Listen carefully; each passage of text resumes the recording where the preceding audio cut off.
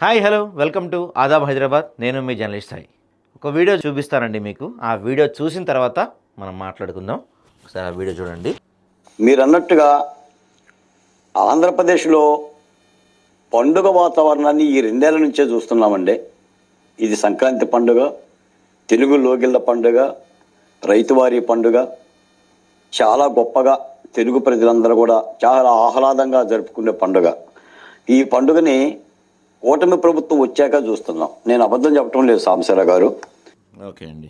So అసలు ఈ పండుగని అంటే సంక్రాంతి పండుగని కూటమి ప్రభుత్వం వచ్చాకే ఇలా జరుపుకోవటం చూస్తున్నారంట. అంతకుముందు గత 2 ఏళ్ళ నుంచే చూస్తున్నారంట. అంతకుముందు అయితే అమరావతి ప్రాంత ప్రజలు ఎవరో కూడా కనీసం కొత్త బట్టలు కూడా కొనుక్కోలేదని చెప్తున్నారు.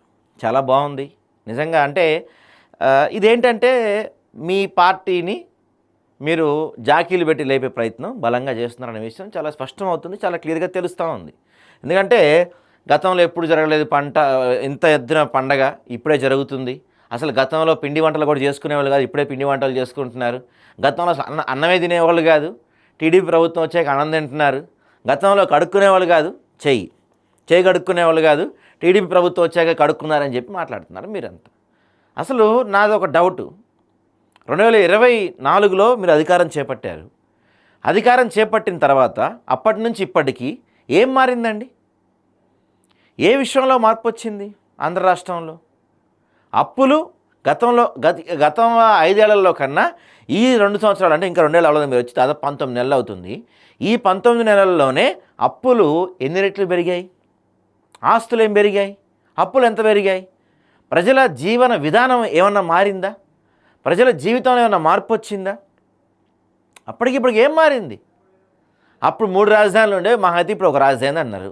అప్పుడు 50,000 ఎకరాలు చాలన్నారు అమరావతి కోసం, ఇప్పుడు ఏకంగా 1,00,000 ఎకరాలు సేకరిస్తున్నారు. అప్పుడు అమరావతి ప్రజా రాజధాని అన్నారు, ఇప్పుడు అమరావతిని మీరు కడుతున్న రాజధాని అంటున్నారు. అప్పుడు వైజాగ్ని వద్దన్నారు, ఇప్పుడు వైజాగ్ని మీరే, వైజాగ్లో కంపెనీలు రావాలని చెప్పి చాలా కంపెనీలు అక్కడ రూపాయికి మీరు ఎకరాల స్థలాలు ఇచ్చుకుంటూ వెళ్తున్నారు. అంతకు మించి ఆంధ్ర రాష్ట్రంలో ఏం మారింది? ప్రజల జీవితం మారిపోయింది. ఇలాంటి పండగ మేము ఎప్పుడు చూడలేదు. అద్భుతమైన పండగ ఇది. అసలు ఈ పండగ ఇక చంద్రబాబు నాయుడు గారు నేర్పించారు, ఇంకా సంక్రాంతి చంద్రబాబు నాయుడు కనిపెట్టారని కూడా చెప్తారేమో. పోంగా మీరు మీ అధినేతని మీరు పొగుడుకోవటం తప్పులేదు. మీ ఛానల్ వాళ్ళకి సపోర్ట్ కాబట్టి వాళ్ళకి మీరు గంట కొడతాం, వాళ్ళకి భజన చేయటం తప్పులేదు. కానీ ప్రజల తరపున అడగదలుచుకున్నాం ఏంటంటే, మేము ప్రజల జీవితం ఏం మారింది? ఇంకా చాలామంది చెప్తున్నారు గతంలోనైనా ఏదో ఒక జగన్ ఉన్నప్పుడు ఏదో ఒక, అంటే ఇక్కడ నేనేమి జగన్మోహన్ రెడ్డి గారిని నేనేమి పొగడతలేదండి. ఎవరన్నా ఒకటే, నాకు అందరినీ ప్రశ్నిస్తాను, నేను అందరినీ క్వశ్చన్ చేయటమే మా పని. ఓకే, గతంలో ఇంకా జనం చెప్తుంది ఏంటంటే, గతంలో ఇంకా జగన్మోహన్ రెడ్డి ఉన్నప్పుడు ఆవడో అమ్మఒడో లేకపోతే ఆటోలకు ఇటోలకు ఏదో ఒక పథకం పేరు చెప్పి నెల ఎంతో కొంత డబ్బులు పడేవి. ఇప్పుడు అవి కూడా లేవు. అసలు పనులు లేవు రాష్ట్రంలో, పథకాలు లేవు, చేతిలో చిల్లి గవ్వలేదు, అంతా అప్పులు పాలైపోయాయని చెప్పి ప్రజలంతా కూడా చెప్పుకుంటున్నారు. మరి ఏం మారింది గతానికి ఇప్పటికీ? మీరు వచ్చిన తర్వాత మహా అయితే ఫ్రీ బస్ ఇస్తున్నారేమో. మీరు మహిళలకి నెలకి 1,500 అకౌంట్లు వేస్తా అని చెప్పారు, జాబులు ఏమైనా 2,000 అకౌంట్లు వేస్తా అని చెప్పారు.